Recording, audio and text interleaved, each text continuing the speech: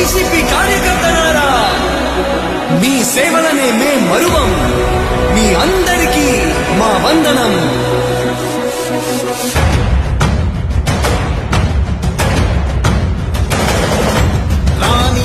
భగ చావే ఎదురుగా అయినా అదరని ధైర్యంలా, లక్ష్యం మరువక పంతం విడువక యుద్ధం గెలిచెను సైన్యంలా.